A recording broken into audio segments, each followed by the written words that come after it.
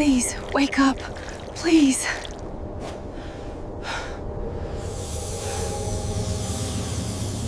A red sun burned low over the dying world of Lunareth 9. Across the shattered deserts, one man walked alone. Captain Jace Ward, human explorer, last of his crew, searching for water in a wasteland that hadn't known mercy in centuries. His oxygen was running thin, suit cracked, mission long abandoned. He wasn't chasing glory anymore.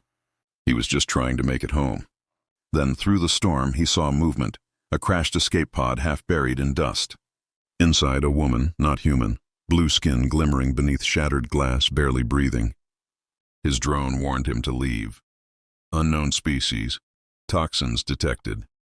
But Jace knelt beside her, unhooked his hydration line, his last reserve, and gave her every drop. The water ran from his suit into her trembling lips. Her silver eyes flickered open. "Why'd human help?" He smiled, exhausted. "Because no one else would." Her fingers brushed his wrist. "Name," she whispered. "Jace." She closed her eyes again. Ilara. Inside the Sparrowhawk, his old ship hummed weakly as he patched her wounds. His AI scolded him. "You gave your last water to a potential enemy." He shrugged. "I gave it to someone dying." Outside, Imperial patrols streaked across the sky. Ilara woke suddenly, fear in her voice. "They're hunting me. They destroyed my convoy. They want what I carry." Jace looked at the broken pod fragment. "What's in there?" "A map," she said softly, "to something your people once built and forgot." Engines roared. Dust clouds rose. The Empire had found them. Jace gritted his teeth and launched the Sparrowhawk through the canyon. Laser fire chased them. Cliffs exploded behind.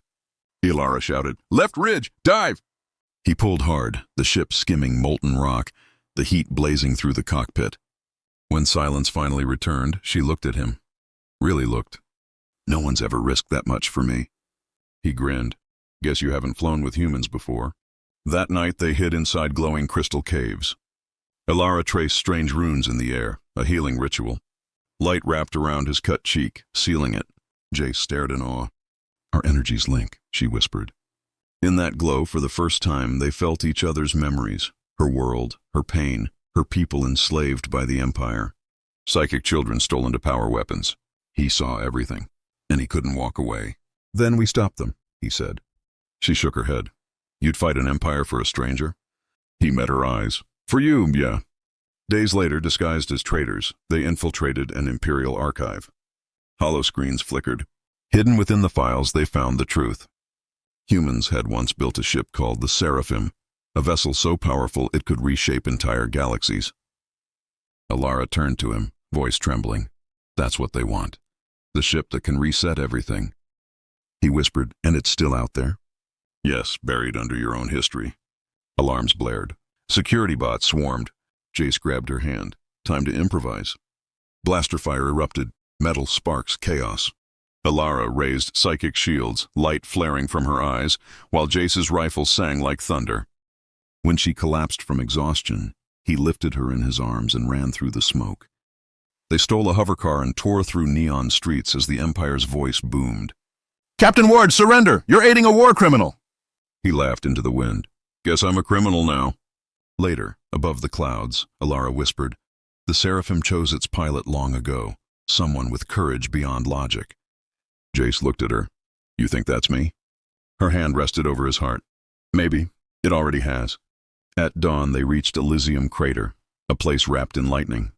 Ancient stone hummed beneath their feet. Symbols pulsed, reacting to his DNA. The ground split open, and from the abyss rose a ship the size of a city, silver wings unfolding like dawn itself. The Seraphim. Through the comms came the cold voice of Admiral Voran. "Hand over the alien and the relic, human." Jace stared at the colossal vessel before him. "Come and take them." The sky filled with fire. Imperial destroyers descended. Jace and Ilara raced into the Seraphim's heart as enemy ships rained plasma across the crater. Inside the bridge, lights awoke, echoing human code and alien song. "It needs both of us," Ilara gasped. Jace took the controls, sweat on his brow. "Then let's give it everything."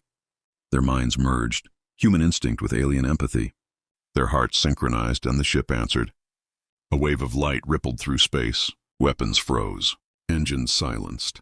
The entire Imperial fleet drifted powerless, unharmed, but defeated. Admiral Vorin screamed into the void as his command dissolved into silence. When the smoke cleared, the skies of Elysium turned gold. Civilians emerged from bunkers, cheering. Jace stood beside Ilara on the Seraphim's deck, sunlight painting her silver eyes. She smiled softly. You gave your last drop once. Now you've given your heart. He laughed quietly. Guess I'm consistent. Months passed. The Seraphim became a sanctuary, a home for both species. Humans and aliens working side by side, rebuilding what war had stolen. Jace and Ilara walked through the ship's garden, green vines wrapping ancient metal. Between them toddled a small child, part human, part alien, laughing, chasing light. Ilara looked up at Jace. Every galaxy wanted this ship, she said, but it was never about power. He smiled, pulling her close. No, it was about us. The camera drifts back, the Seraphim rising into a dawn-lit sky, wings gleaming, a symbol of unity, courage, and love across the stars. Because sometimes, the smallest act of kindness, a single drop of water, can save an entire galaxy.